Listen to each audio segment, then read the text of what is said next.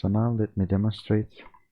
It will move just as expected, and yeah, so like this it will be possible to make interesting vehicles.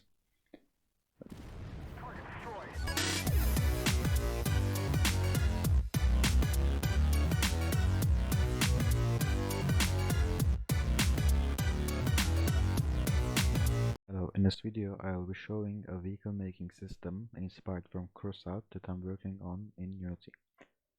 So first of all, let me run the program.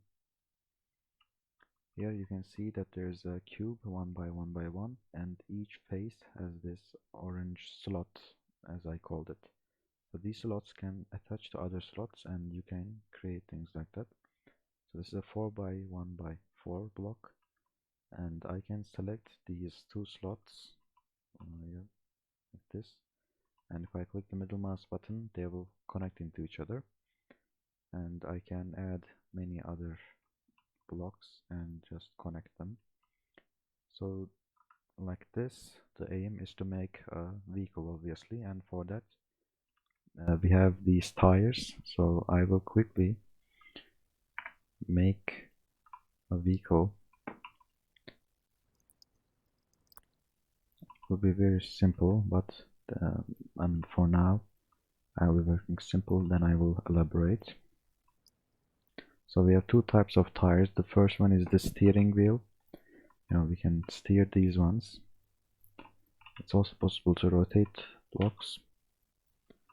One limitation of the system is that you need to connect the faces individually, and right now there is no smooth system. That's very manual.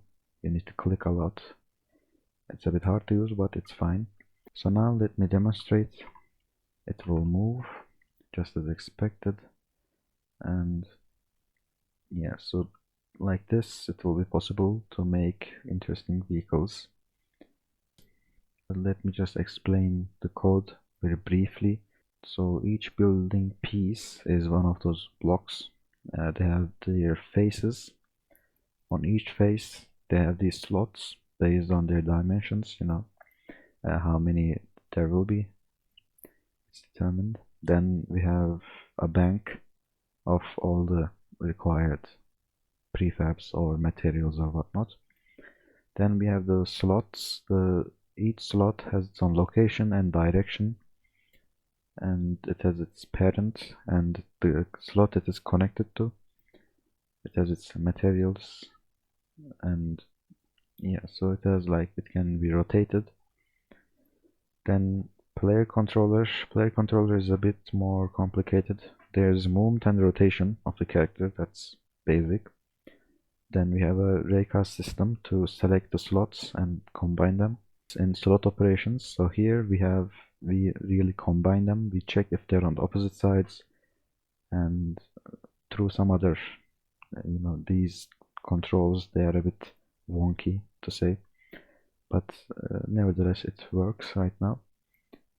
Then we connect them, we translate the pieces, and then we can rotate them using E, R, and T on different axes, and we also have an option to delete the selected piece.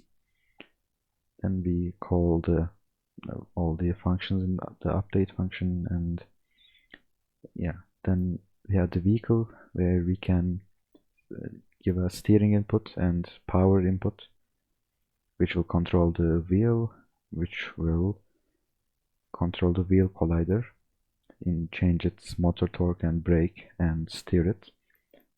And this works like that. Then we have the UI part. The UI is created dynamically during the runtime. So we get each piece and which is in the bank, and we create a new button for it.